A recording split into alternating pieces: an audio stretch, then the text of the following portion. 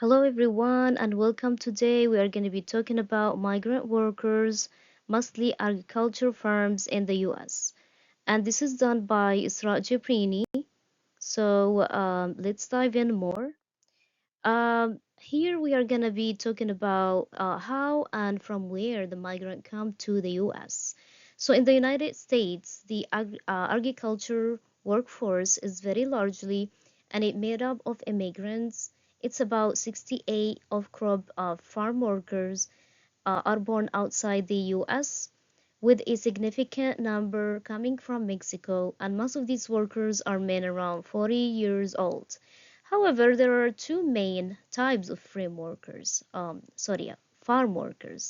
Migrant workers who travel and live away from home temporarily, and seasonal workers who live locally. And many of these workers are not US citizens.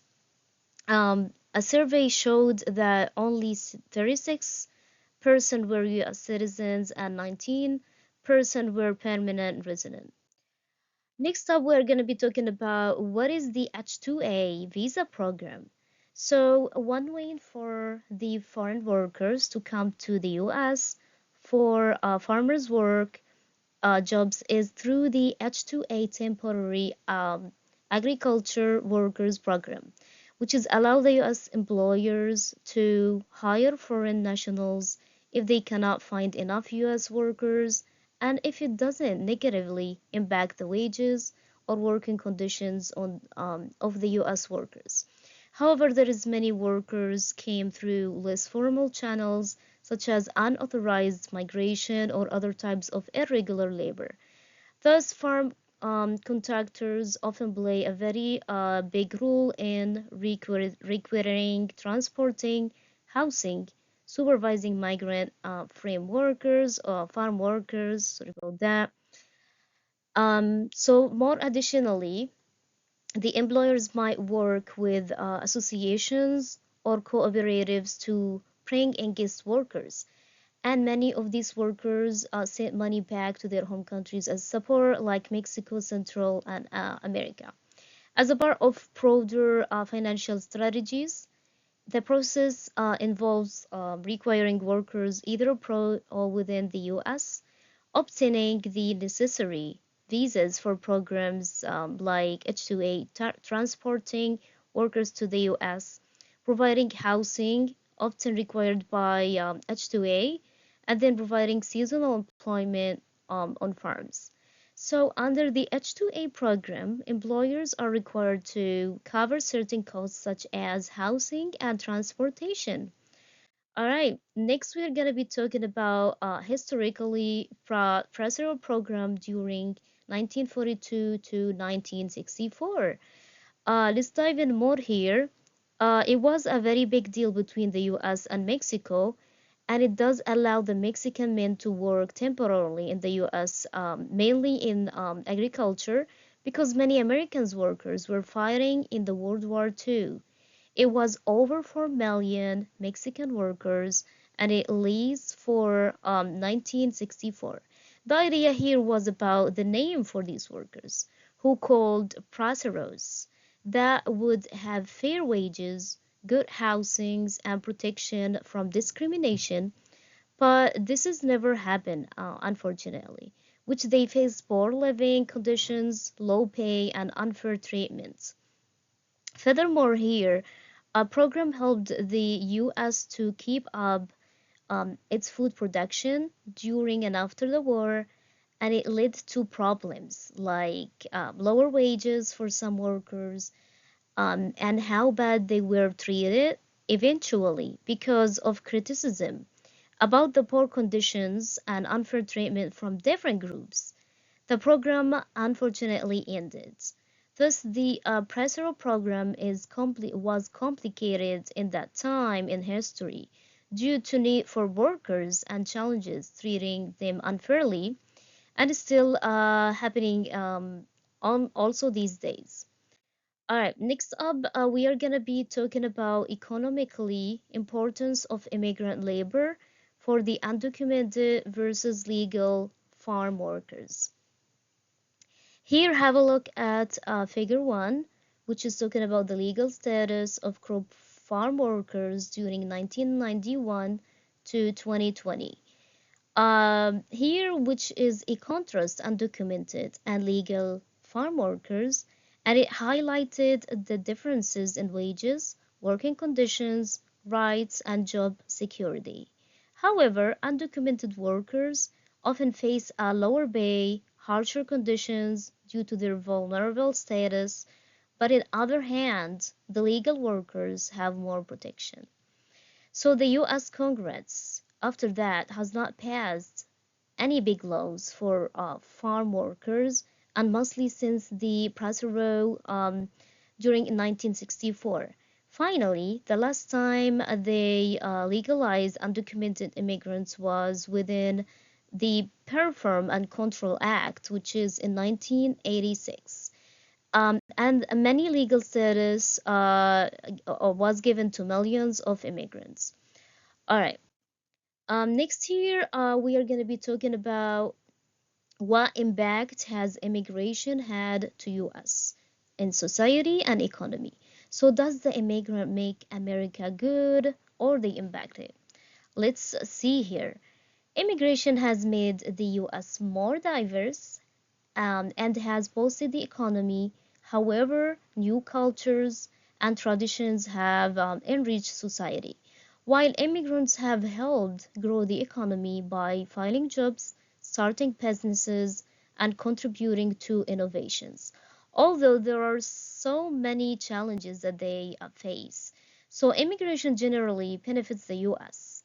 Lastly, immigration contribute to economic growth in several ways. First, by filling labor needs.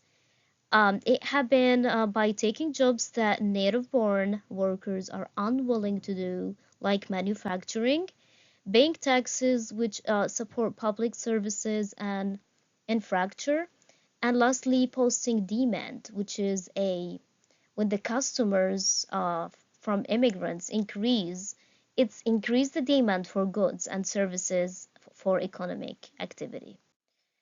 All right, next is going to be about immigrant agriculture, social and health issues. So the H-2A visa program, which lets or give the agricultural businesses hire workers from other countries, and the workers can have injuries for sure while working or sicknesses. So the migrant health centers are there to give medical help for these workers.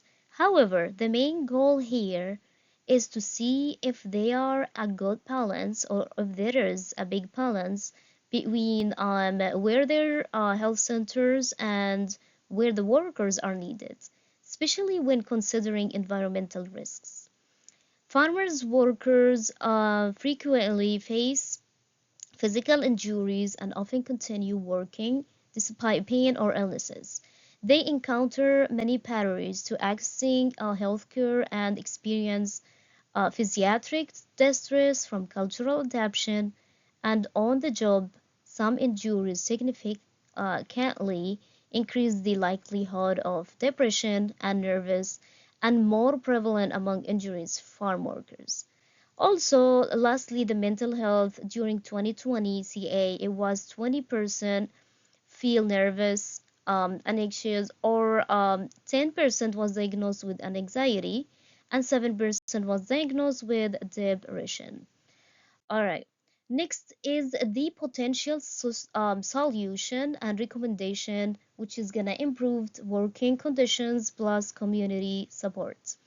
So farm workers and their families, they face many challenges like mental, physical health issues, and struggle to access health care due to lack of insurance, and transportation problems like dental, prenatal care, and well child visits. But the HRSA program has funded the health centers and provide health services by addressing their unique health challenges and by helping to overcome barriers. These centers offer a range of services, including medical, dental, and mental health care, as well as assistance with accessing insurance transportation. Finally, education programs for farm workers' children focuses on providing high quality learning and extracurricular activities. Therefore, health centers offer navigator staff to assist farm workers' families with applying for public benefits such as CHIP, WIC, and food assistance. All in all, legal aid organizations support farm workers' families by offering free legal services to address issues like child labor, human trafficking, and poor working conditions. As a conclusion for the immigrant agriculture and a final thought, immigrant workers are playing a crucial role in farming, which they help grow our food and keep the community steady.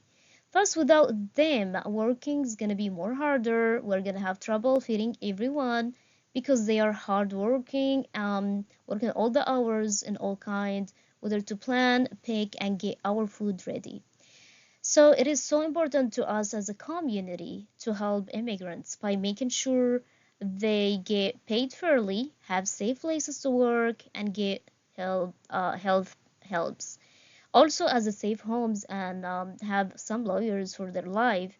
Finally, in my opinion, farming future depends on us. How? By realizing how much immigrants workers do for us.